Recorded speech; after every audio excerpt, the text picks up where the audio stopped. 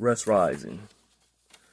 Hey, since my anniversary was yesterday, a question was kind of posed to me, and so I have no problem answering questions. Some people have issues with it, but not me. The question was posed: why is it that I can celebrate an anniversary, but I no longer celebrate birthdays? And I can give an easy answer to that, but you know, I'm gonna give a little more detail. Basically, the issue is this: when you're dealing with a birthday, that actually technically is the most, I guess you can consider it the most selfish day of the year.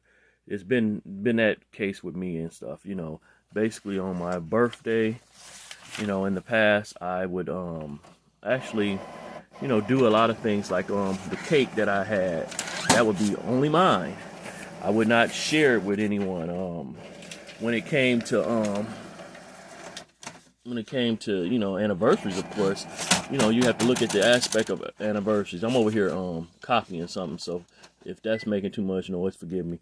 But when it comes to anniversaries, you have to look at what marriage is. Marriage is supposed to be symbolic of the kingdom. So you have the man operating in the function of the Mashiach, the sacrifice person, and the woman as the assembly, the submission part. And so, you know, anniversaries, of course, are giving honor to the Mashiach as well as to the kingdom. And so, of course, you do that. You definitely want to give all praise and all esteem to the Mashiach, of course. So that's definitely a do. But when it comes to the birthday thing, nah, I'm straight on that. Yeah, I used to do it, but I feel no need to do it anymore. But hey, I'm not mad at others that do it. If you do it, that's your choice. No offense taken by me. If I don't say anything to you on your birthday, doesn't mean that I don't love you. Doesn't mean that I don't acknowledge you anything. It just, I know that day is something that I don't celebrate anymore. And so, I don't even celebrate it in my home and stuff. So it's no negative effect towards anybody. It's just that, with time, I've grown out of that.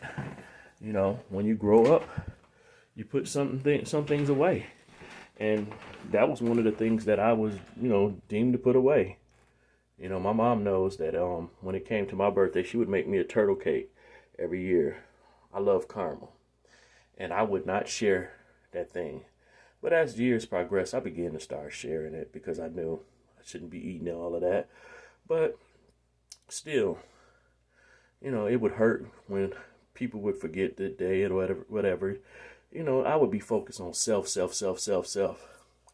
And I see other people focus on self. And I'm like, oh, I don't really want to partake in that anymore. Now, when it comes to anniversaries, the fact that it's honoring the kingdom, yeah, I want to partake in. I want to celebrate that. Marriages are a blessed thing. I'm like, so much life come out of marriages. So much ministry comes out of marriages.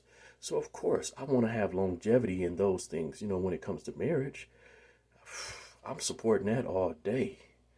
I got people that I don't even get along with, but when they marriage, oh man, I'm celebrating that because, of course, it's a blessing. That's the training ground of kingdom. Out of all people, you got to learn how to coexist with your spouse. I'm not the one that's big on compromise, like I guess secular compromise says, but no, you learn to live with the person. You love their love language. You learn to obey them, and mutual obedience. I'm the head of my household, but still, there's some things that I have to do that set as basically as obedience towards my wife. I honor her, so it's things that she does not like, and so I take precaution to not do those things, not because she's lording over me or she's rocking that Jezebel spirit. No, I love her. And so it's so much that the assembly is to do, when it comes to loving the Most High. And the Most High, he does everything he's supposed to do. But in submission, we're supposed to learn from him. So my wife learns from me when it comes to spiritual things, but I also learn from her. She's taught me how to cook certain things. She's taught me a lot of different things. But in the relationship of marriage, you foster the dominion of the Most High. You be fruitful and multiply. You bring in children, and you even raise them up in the love of the Most High. Singular, that happy birthday thing, no.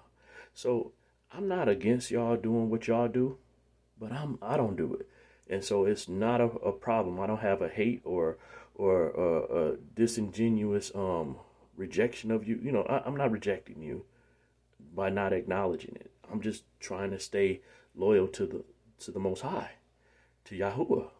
So it's nothing personal against you. That goes for my mom. Even my own wife. I do acknowledge her day because she's in this home and that's something that matters to her. But she's my wife. I don't do that for anyone else. But maybe my children. I didn't call my mom on her birthday per se, but I made sure to call her before and after because I love her and I acknowledge her. But that selfish day, I don't really partake in it anymore. But I just wanted to share that because yesterday was my wedding anniversary, and I thank all the people that acknowledged it. Thank you. Toda, Mishpah, Toda. Thank you.